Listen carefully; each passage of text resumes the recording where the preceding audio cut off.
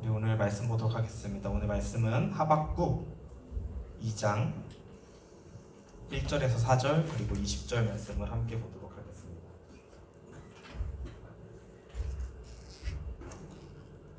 하박국서 2장 1절에서 4절 그리고 20절 말씀입니다. 성경을 가지고 계신 분들은 함께 찾으셔서 보면 좋을 것 같습니다. 하박국 2장 1절에서 4절 그리고 20절 말씀입니다. 우리 얼마 안 되는 구절이니까는 다 같이 한 목소리로 봉독하도록 하겠습니다. 시작. 내가 내 파수하는 곳에 서며 성루에 서리라. 그가 내게 무엇이라 말씀하실는지 기다리고 바라보며 나의 질문에 대하여 어떻게 대답하실는지 보리라 하였더니 여호와께서 내게 대답하여 이르시되 너는 이 묵시를 기록하여 판에 명백히 새기되 달려가면서도 읽을 수 있게 하라. 이 묵시는 정한 때가 있나니 그 종말이 속히 이르겠고 결코 거짓되지 아니하리라. 비록 더딜지라도 기다리라. 지체되지 않고 반드시 응하리라. 보라, 그의 마음은 교만하며 그 속에서 정직하지 못하나 의인은 그의 믿음으로 말미암아 살리라. 20절입니다. 오직 여호와는 그 성전에 계시니 온 땅은 그 앞에서 잠잠할지니라 하시니라. 한 번 더 기도하겠습니다. 하나님, 이 시간 우리가 주님의 말씀 앞에 섭니다. 겸손한 마음으로 서게 하시고 우리에게 들을 수 있는 귀를 열어주시옵소서. 하나님, 전하는 자도 너무 부족합니다. 하나님, 전하는 자나 듣는 자나 이 시간 한 성령님의 음성을 듣고 깨닫고 순종할 수 있는 귀한 시간 될 수 있도록 함께하여 주시옵소서. 그렇게 하실 주님께 감사하며 예수님 이름으로 기도했습니다. 아멘. 오늘도 주님을 예배하기 위해서 이 자리에 함께 모인 여러분들을 주님의 이름으로 환영하고 축복합니다. 우리는 계속해서 지난 2주 동안 교회에 대해서 말씀을 나누고 있습니다. 첫 번째 말씀은 교회, 부르심을 받은 공동체라는 제목으로 교회는 하나님께로 부름받은 존재이고 또한 서로에게 부름받은 존재이다 라고 첫 번째 교회에 대한 설교에서 목사님께서 나눠주셨고요. 두 번째로는 교회, 보내심을 받은 공동체라는 제목으로 하나님께서는 교회를 첫 번째 세상으로 보내셨다. 그리고 사람에게 보내셨다. 마지막으로 우리의 일상 속으로 보내셨다라고 말씀을 전해주셨습니다. 여러분, 어떻게 이 말씀들 잘 기억하고 계신가요? 저도 이 말씀을 준비하면서 지난 두 번의 말씀을 계속해서 생각을 하면서 준비를 했습니다. 여러분들도 이 말씀을 좀 이렇게 가슴에 새기고 우리가 부름받은 공동체라는 것, 또한 보냄을 받은 공동체라는 것을 잊지 않고 우리 교회의 정체성을 잘 확인하면서 우리의 하루하루를 살아가셨으면 좋겠습니다. 오늘은 하박국서 말씀을 가지고 교회, 하나님 앞에 서서 그를 기다리는 자들이라는 제목으로 말씀을 나누고자 합니다. 오늘 우리가 읽은 하박국서는 구약의 선지서 또는 예언서라고 불리는 위치에 있는 이제 성경 말씀입니다. 우리 하박국을 이야기하기 전에 먼저 예언 또는 이제 예언자에 대해서 먼저 이야기하고 싶은데요. 여러분은 예언하면 어떤 이미지가 떠오르시나요? 제가 이렇게 물어보면 여러분들이 대답을 잘 안 하실 것 같아서 이제 우리가 잘 보는 그 초록색 창에 한번 찾아봤습니다. 초록색 창 국어사전에 이렇게 나와 있습니다. 1번, 예언은 앞으로 다가올 일을 미리 알거나 짐작하여 말함. 우리가 흔히 이해하고 있는 뜻입니다. 앞으로 미래에 다가올 일에 대해서 알고 있어서 말하는, 지금 말하는 것을 예언이라고 말하고요. 그 초록색 국어사전에 2번이 나와 있는데 괄호 열고 기독교라고 적혀 있고요. 아주 정확하게 나와 있어요. 신탁을 받은 사람이, 그러니까 하나님 신으로부터 어떠한 계시를 받은 사람이 하나님으로부터 직접 계시된 진리를 사람들에게 전하는 말. 우리는 몰랐지만 그 초록색 창은 잘 알고 있는, 하나님으로부터 계시를 받아서 그것을 전하는 말이 예언이라고 합니다. 그렇다면 성경에서 예언자는 어떠한 의미를 가지고 있을까요? 우리 예언은 한자어잖아요. 한자어의 이 예자를 보면요, 미리예가 쓰입니다. 그래서 방금 우리가 이야기했던 앞에 있는 앞으로에 일어날 일을 미리 당겨서 이야기되는 것, 미리 알려주는 것. 근데 이 미리 예자를 그 한자 사전을 찾아보면요, 다른 뜻도 나와요. 미리예의 똑같은 한자에 다른 뜻이 나오는데, 한세대학교의 구약학 차준희 교수님은요, 이 한자어 예언을 미래의 일을 말하는 것이 아니라 그 미리 예자 한자를 보면은 맡길 예라는 뜻도 동일하게 있습니다. 그래서 하나님께서 말씀을 맡겼다라고 말씀하시기도 하셨어요. 그래서 하나님의 말씀을 맡은 자들이 예언자들이다. 한자어를 우리가 이렇게 해석해야 된다라고도 말씀하셨었습니다.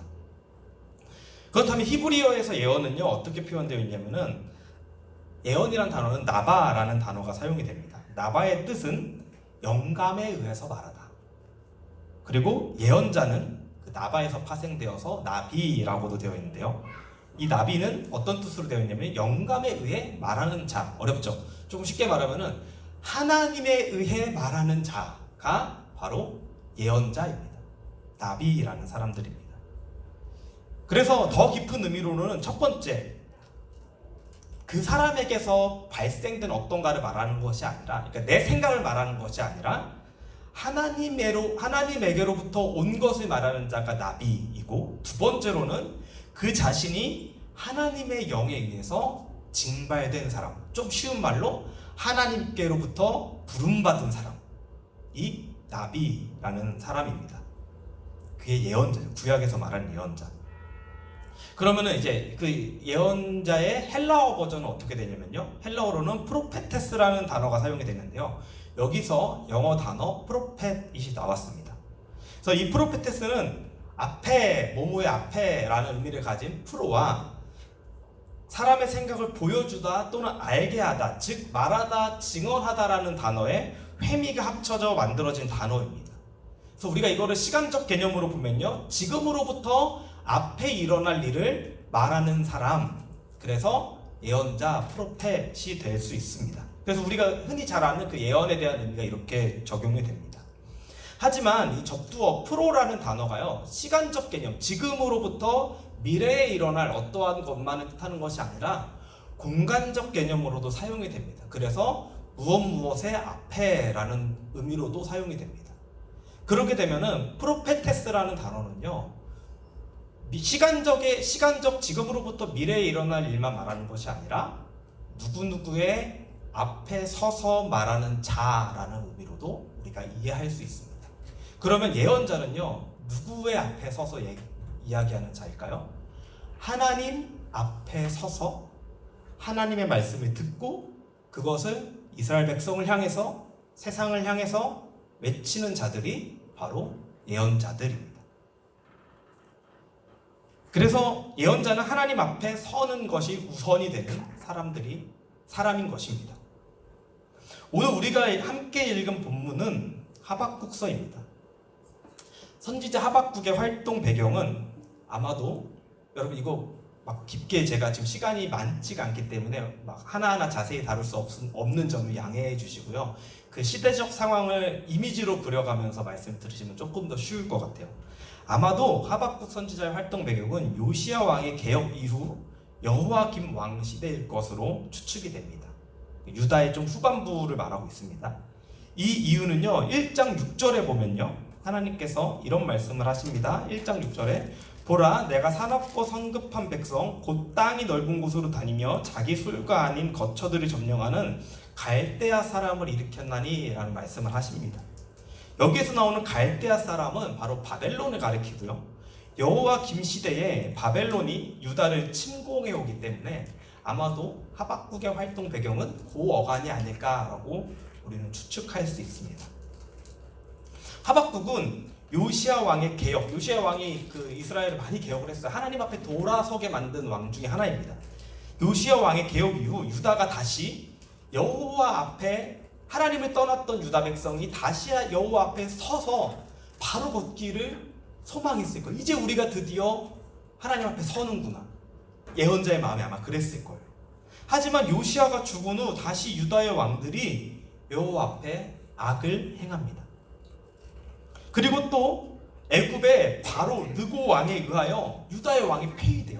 뭔가 불의함이 계속해서 보이는 거예요. 이게 정도가 아닌데 그냥 이상적으로 생각하는 정의가 보이지 않고 뭔가 계속 악함이 보이고 우리의 생각을 벗어나는 일들이 유다 땅 안에서 계속 일어나고 있는 것입니다. 하박국서는 이러한 상황 속에서 예언자 하박국이 여호와께 탄원한, 하나님 도대체 왜 이럽니까? 라는 기도와 여호와의 응답으로 이루어진 것이 바로 하박국서입니다.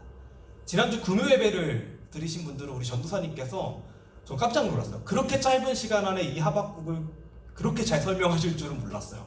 그래서 전도사님께서 잘 설명을 해주셨습니다. 오늘은 저는 조금 더 길게 하박국에 대해서 나눠보고자 합니다.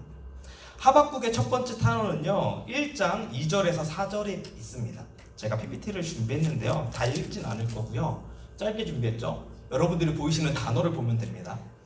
여기서 하박국은요 시대의 죄악을 하나님께 고합니다. 쉽게 말씀드리면은 죄악, 폐역, 거탈, 강포, 변론과 분쟁, 율법이 무너지고 정의가 전혀 시행되지 못하는 것. 여러분 단어만 들어도 뭔가 세상이 악하다라는 게 들리지 않으십니까? 이러한 시대적 상황 속에서 그 시대를 바라보며 하박국이 탄식하며 기도합니다.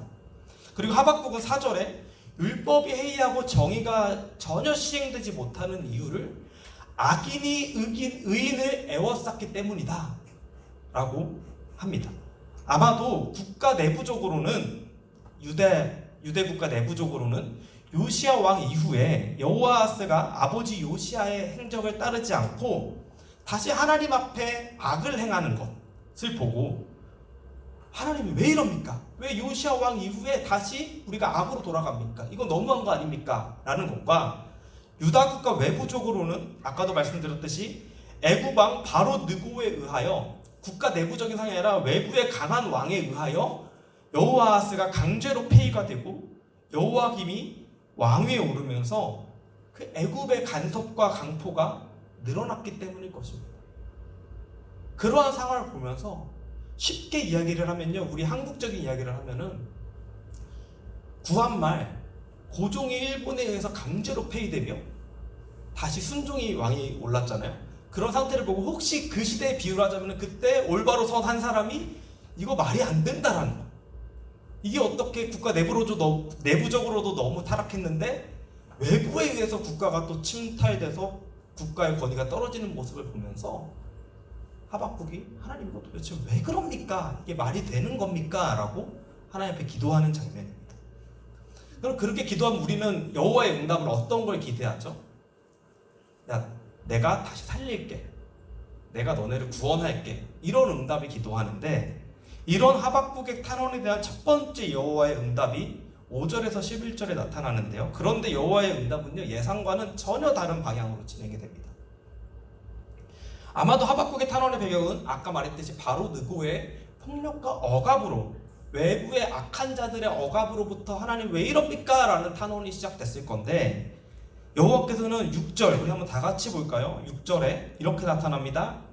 보라, 내가 사납고 성급한 백성 곧 땅이 넓은 곳으로 다니며 자기의 소유가 아닌 거처들을 점령하는 갈대아 사람을 일으켰나니, 아까 말했듯이 이 갈대아 사람들은 바벨론을 뜻한다고 했어요.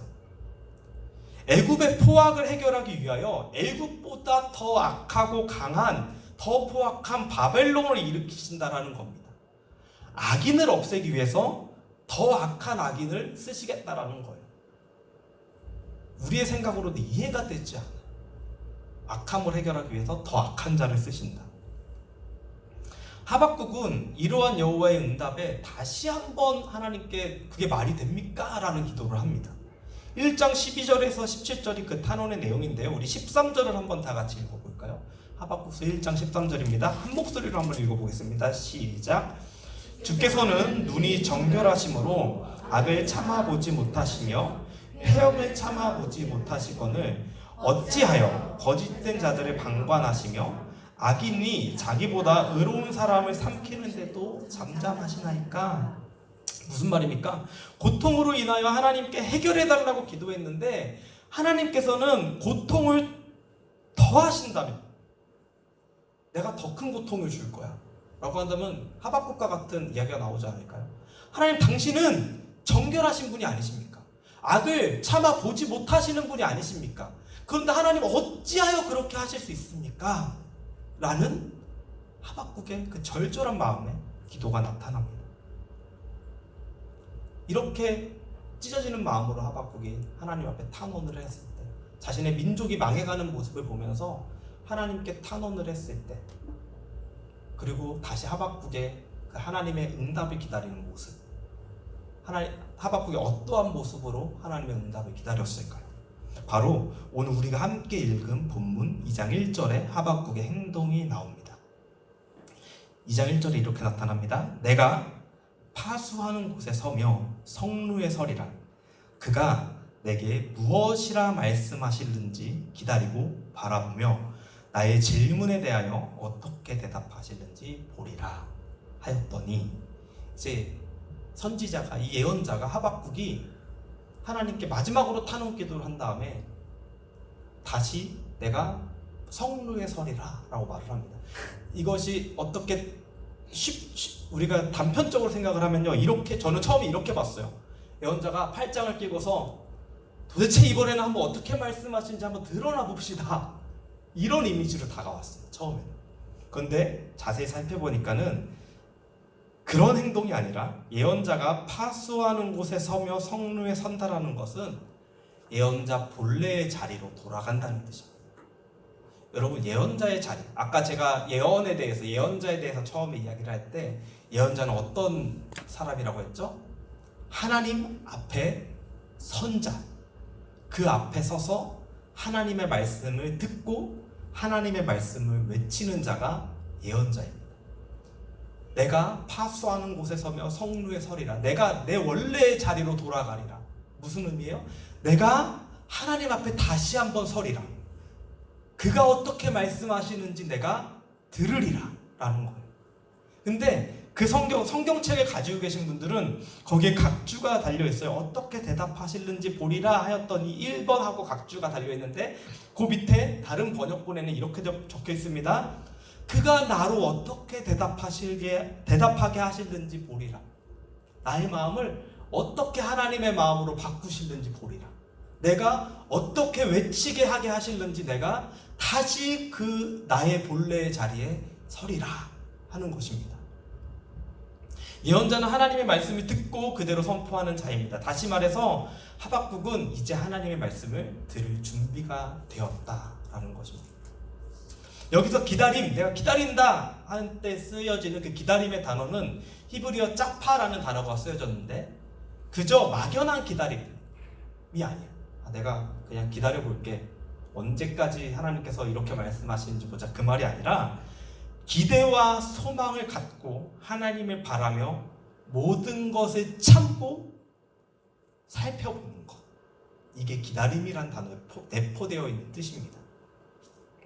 즉 하박국은 자신의 자리에 다시 서서 하나님의 말씀을 소망을 가지고 기다리고 있었던 것입니다. 소망을 가지고 기다리는 예언자에게 여호와께서 대답하기 시작하십니다. 2절에서 3절입니다. 여호와께서 내게 대답하여 이르시되 너는 이 묵시를 기록하여 판에 명백히 새기되 달려가면서도 읽을 수 있게 하라. 이 묵시는 정한 때가 있나니 그 종말이 속히 이르겠고 결코 거짓되지 아니하리라. 비록 더딜지라도 기다리라. 지체되지 않고 반드시 응하리라. 하나님께서 이제부터 앞으로 말씀하실 것들이 있는데, 앞으로 말씀하실 것들이 반드시 응할 것이다 라는 약속을 하시는 것이 2절에서 3절입니다. 하박국이 전체 1장과 2장과 3장으로 되어 있습니다. 저는요 1장을 하박국의 기도로 봅니다. 하박국이 첫 번째 하나님께 기도하죠. 하나님께서 응답을 하시죠. 그 응답을 듣고 하박국이 다시 기도합니다. 그래서 1장 전체를 하박국의 기도로 볼 수 있고요. 그리고 2장은요 여호와의 응답으로 볼 수 있어요. 내가 앞으로 이제 5절에서 19절이 하나님께서 하실 일들에 대한 하나님의 응답인데, 그래서 2장 전체를 하나님의 응답으로 볼 수 있고요. 마지막 3장을 하나님의 응답을 들은 하박국의 노래로 우리가 볼 수 있습니다. 그리고 그 하나님의 응답의 핵심은 4절부터 20절 사이에 나타나는 건데, 4절과 20절, 우리가 오늘 깊게 살펴볼 4절과 20절이 그 응답의 핵심입니다. 우리 2장 4절 한번 다 같이 볼까요? 한번 다 같이 읽어볼까요? 시작.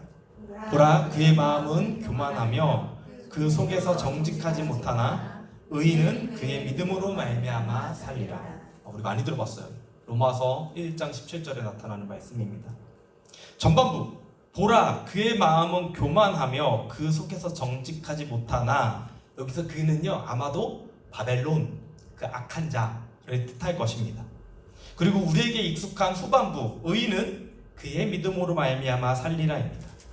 우리가 이 후반절, 의인은 그의 믿음으로 말미암아 살리라를 이해하기 위해서는 두 가지가 필요한데, 첫째는 오직 의인은 그의 믿음으로 말미암아 살리라 할 때 그가 누굴까? 라는 것과, 둘째는 그럼 그 믿음은 무엇인가? 라는 것입니다.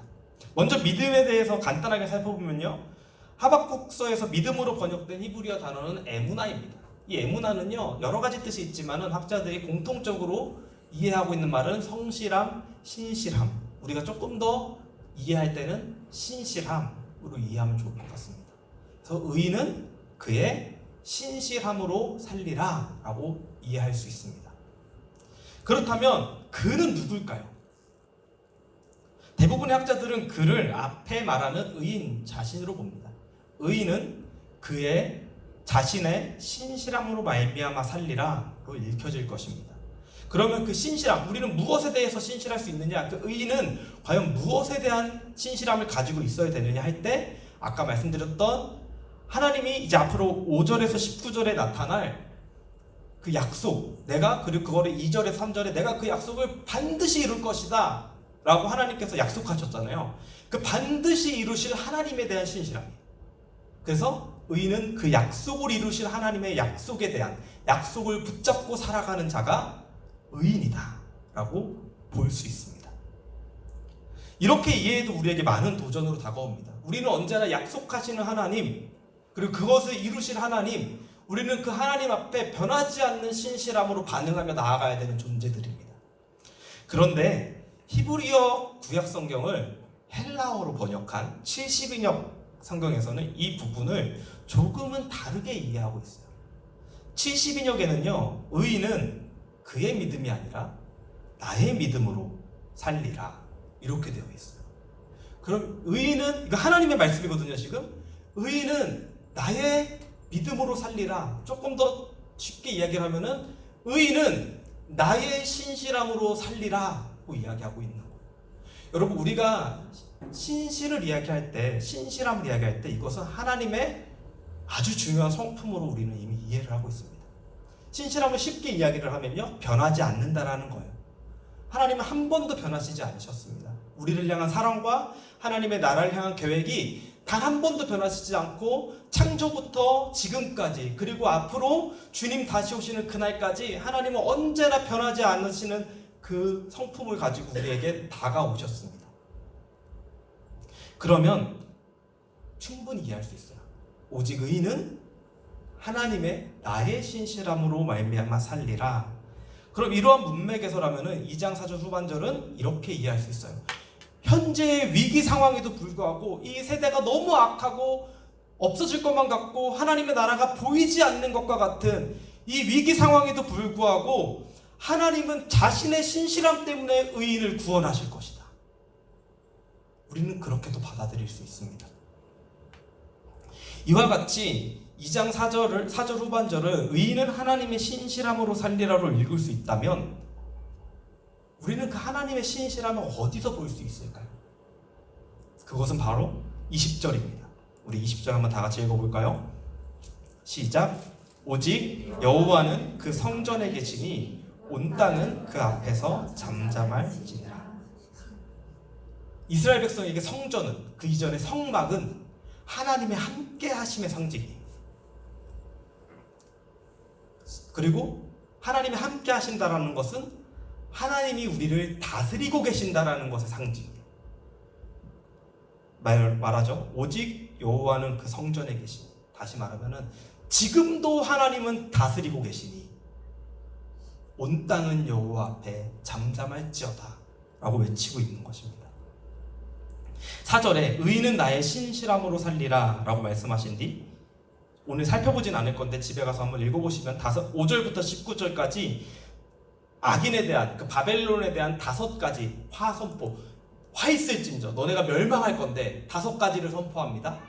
그리고 그 다음에 바벨론에 대한 하나님의 그 멸망 선포, 화 선포에 대한 그 다음에 20절이 나타나는데 오늘 방금 읽었던 오직 여호와는 그 성전에 계시니 온 땅은 그 앞에 잠잠할지니라 하시니라.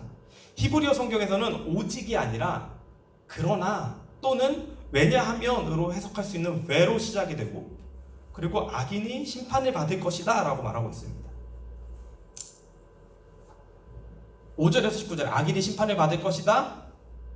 왜냐하면 그러나 나 여호와는 성전에 있기 때문이다. 다시 말하면 악인이 심판받는 이유는 내가 지금도 너희를 다스리고 있기 때문이다. 내가 지금도 너희를 통치하고 있기 때문이다. 4절과 20절이 오직 의인은 믿음으로 살리라, 오직 의인은 하나님의 신실함으로 살리라 라는 것과 20절 하나님의 통치, 오직 여호와는 성전에 계신다라는 것이 함께 읽혀질 수 있다면 우리는 이렇게 이해할 수 있습니다. 하나님의 신실함은 하나님의 통치가 단 한 번도 끊긴 적이 없고 지금도 그리고 앞으로도 계속해서 통치하신다는 것입니다. 이러한 상황 속에 이러한 이해 속에서 4절에 나타나는 의인은 그 하나님의 통치로 말미암아 그 통치 안에서 사는 자로 이해할 수 있습니다. 그리고 조금 더 확장을 해보면 의인은 여전히 일하시는 하나님을 신뢰하는 그리고 그 하나님을 바라보는 믿음으로 사는 사람, 신실한 하나님 안에서 자신도 하나님에 대한 신실함으로 변하지 않는 하나님을 따르는 믿음으로 사는 자를 우리는 의인으로 볼 수 있습니다. 예언자는 처음 탄원해서 처음에 하나님께 왜 이럽니까? 라고 기도할 때 그 이유가 율법이 무너지고 정의가 전혀 시행되지 못하는 것처럼 보입니다 라고 탄원을 합니다. 율법은 하나님께서 자신의 백성들, 즉 하나님의 백성들에게 주어지는 질서입니다. 그리고 정의도 하나님 안에서 이루어지는 정의일 것입니다. 이때 예언자는 마치 그 시대적 상황을 보면서 하나님의 통치가 없는 것처럼 느껴졌기 때문에 하나님 왜 이럽니까? 라고 기도했을 것입니다. 하지만 하나님은 어떻게 대답하셨죠? 나는 지금도 통치하고 있다. 나는 지금도 너희를 다스리고 있다. 내 약속, 그 바벨론은 멸망할 것이다. 그 약속을 말씀을 해주시고 계십니다. 내 통치는 지금도 있고 의인은 나의 신실함으로 말미암아 살 것이다. 그게 2장의 응답입니다. 여호와의 응답을 들은 하박국은요 3장에서 탄원의 기도를 하는 게 아니라 노래로 바뀝니다. 하박국 3장 2절 우리 한번 다 같이 읽어보겠습니다. 이렇게 하박국이 고백을 합니다. 시작. 여호와여 내가 주께 대한 소문을 듣고 놀랐나이다. 여호와여 주는 주의 일을 이 수년 내에 부응하게 하옵소서. 이 수년 내에 나타내시옵소서. 진노 중에라도 긍휼을 잊지 마옵소서. 히브리어 성경을 보면요 부응하다라는 뜻이요 다시 살리다 라는 의미의 단어로 기록되어 있고요, 나타내다, 이 수년 내에 나타내시옵소서가 알게 하다 라는 단어가 사용되고 있습니다. 그렇다면 하박국의 노래의 이유는 하나님의 약속, 즉 내가 너희를 살릴 거야 라는 그 약속에 대한 반응입니다.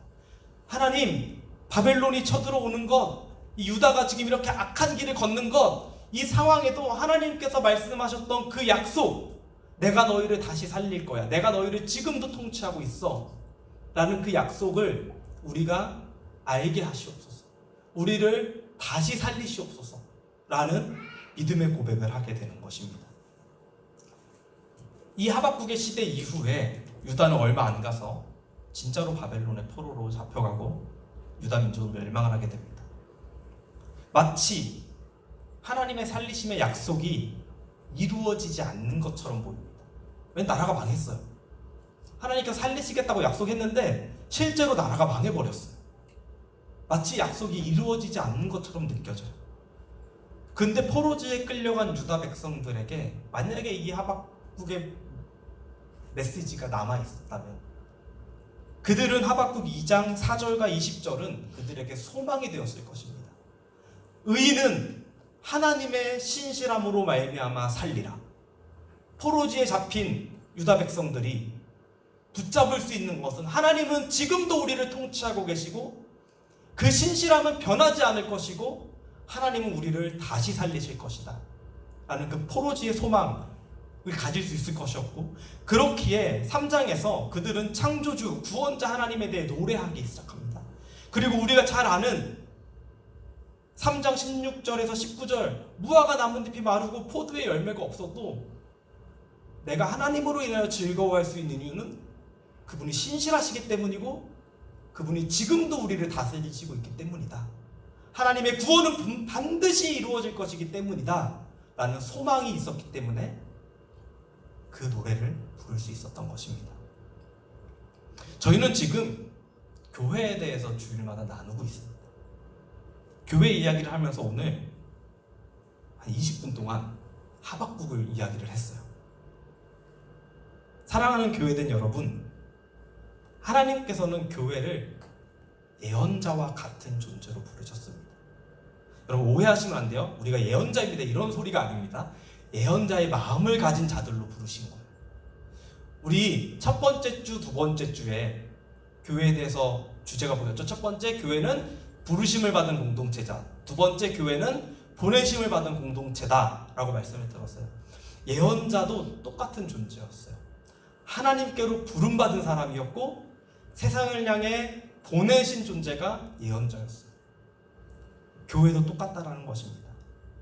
다시 말하면 교회는 하나님 앞에 서서 하나님의 말씀을 기다리는 자들입니다. 지금 우리가 사는 세상은 어쩌면 하박국이 느꼈던 것과 마찬가지로 불의가 넘쳐나고 정의가 하나도 없는 세상처럼 보여집니다. 미얀마를 위해 기도할 때 제가 어저께도 미얀마 상황을 한번 조금 찾아봤어요. 인간적인 감정이 올라와요. 하나님, 이게 말이 됩니까? 아마도 그 땅에 사는 교회 지도자들은 어쩌면 하박국과 같은 심정으로 지금 기도하고 있을지도 몰라요. 하나님, 이게 말이 됩니까? 우리가 사는 세상에 너무나 불의가 넘쳐납니다.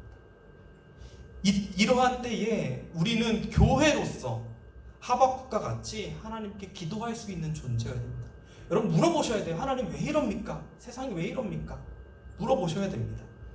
그리고 그 이해되지 않는 하나님의 응답 속에서도 때로는 하나님의 응답이 무엇인지 모르는 것 같은, 도대체 하나님이 나에게 응답하시지 않는 것처럼 그 느낄 때에 우리가 해야 되는 것은 그래서 하나님을 떠나는 것이 아니라 그래서 성루에 다시 서야 되는 것입니다.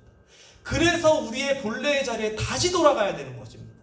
다시 하나님 앞에 서서 기대와 소망을 가지고 하나님 당신이 우리에게 어떻게 말씀하시는지 우리가 기다리겠습니다. 하나님께서 나로 이 세상을 향해 어떻게 대답하게 하시는지 우리 교회가 하나님 앞에 서서 기다리겠습니다 라고 외치는 자들이 이 시대의 교회로 부름받은 자들입니다. 하나님 앞에서 그분의 말씀을 기다리는 교회에게 하나님은 말씀하시는 것이 내가 지금도 다스린다. 오직 의인은 하나님의 신실함으로 살 것을 말씀하십니다.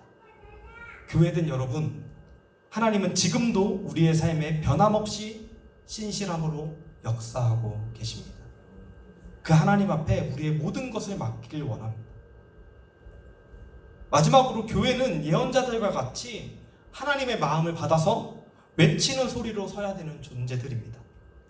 성경에 예언자들은 하나님의 말씀을 받아서 이스라엘과 열방에 외치는 자들로 존재했습니다. 특별히 이스라엘이 하나님 앞에 바로 서지 않았을 때 예언자들은요, 그들의 죄악을 지적하고 회개를 촉구합니다.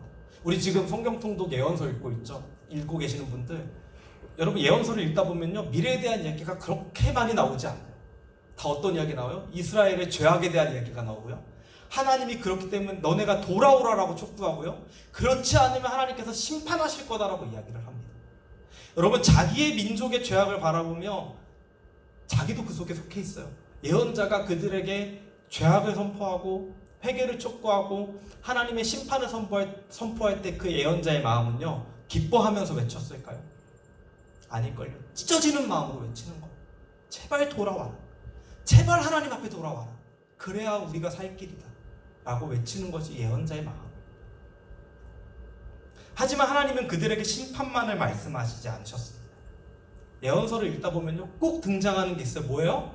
내가 살릴 거다. 내가 구원할 거다. 구원의 날이 있을 거다. 새 마음을 너에게 부어줄 거다. 내가 너희를 회복시킬 거다. 하나님은요, 우리를 살리시는 분이십니다. 하나님은 우리를 살리기 위해서 심판하시는 거예요.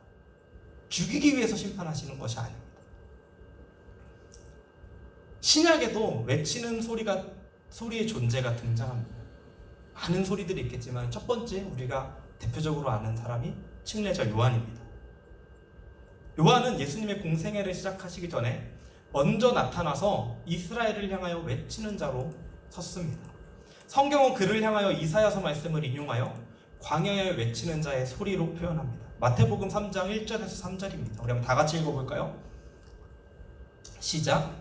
그때에 침례 요한이 이르러 유대 광야에서 전파하여 말하되 회개하라, 천국이 가까이 왔느니라 하였으니 그는 선지자 이사야를 통하여 말씀하신 자라. 일러스되 광야에 외치는 자의 소리가 있어 이르되 너희는 주의 길을 예비하라, 그가 오실 길을 곧게 하라. 요한의 선포의 소리는 예수님의 오심을 준비하는 선포였어요. 예수님이 이제 사역을 시작하실 때 미리 와서 예수님의 오심을 선포하면서 선지자와 같이, 예언자와 같이 회개하라 외치는 존재였습니다. 두 번째 소리는요, 우리가 잘 아는 마태복음 25장에 나타나는 10명의 처녀의 비유에서 등장합니다. 우리 이 10명의 처녀의 비유에서 우리가 쉽게 이해하는 이해로는 이렇게 얘기하죠. 혼인잔치가 있었고 신랑을 기다리는 그 들러리 10명의 처녀들이 있었는데 5명은 슬기로 와서 등과 기름을 준비하고 나머지 5명은 미련해서 등만 준비했어요. 근데 신랑이 늦게 와서 이 모두가 다 잠들어 버렸습니다. 근데 신랑이 온다라는 소리를 듣고서 일어났는데 슬기로운 5명의 처녀는 기름이 더 있었기 때문에 신랑을 맞으러 나갈 수 있었고, 기름을 준비하지 못한 미련한 5명의 처녀는 그 잔치에 들어가지 못했다. 그래서 우리는 슬기로운 5명의 처녀가 돼서 기름을 준비해야 된다로 많이 이해를 하고 있어요. 틀린 말은 아닙니다. 그런데 이 비유를 말씀하시고 예수님이 이 비유의 목적을 말씀하신데 그것이 13절에 등장합니다. 이렇게 나타나죠. 그런즉 깨어있으라. 너희는 그날과 그때를 알지 못하리라. 예수님이요, 그런즉 기름을 준비하라 라고 하는 게 아니라 그런즉 깨어있으라 그래요. 그리고 이 25장의 10명의 처녀의 비유에서 깨어있는 존재가 하나가 등장하는데 바로 6절입니다. 우리 한번 6절 다 같이 읽어볼까요? 시작. 밤중에 소리가 나되 보라, 신랑이로다, 맞으러 나오라 함. 소리는 깨어있었어요. 누군진 몰라요. 누군가는 깨어서 저 멀리서 신랑의 행차가 오는 것을 바라봤던 존재가 있었다라는 겁니다. 그리고 그 소리가 잠자는 자들을 깨웁니다. 보십시오, 신랑이 옵니다. 맞으러 나오십시오. 그리고 예수님이 말씀하시죠. 그런즉 깨어있으라. 그날과 그때는 알지 못하니라. 그 소리는 신랑이 오는 것을 깨어서 보았던 자입니다. 그리고 그 소리로 인하여 잠들었던 자들이 일어나게 됩니다. 교회는 요한과 같이 밤중에 소리와 같이 주님의 다시 오심을 준비하는 소리로 존재해야 됩니다. 소리는 형체가 없어요. 파동만 있을 뿐이에요. 교회가 커지고 교회가 위대해 보이는 게 교회의 사명이 아니라 주님의 다시 오실 길을 온전히 외치는 그 소리로, 우리의 형체가 보이지 않아도 됩니다.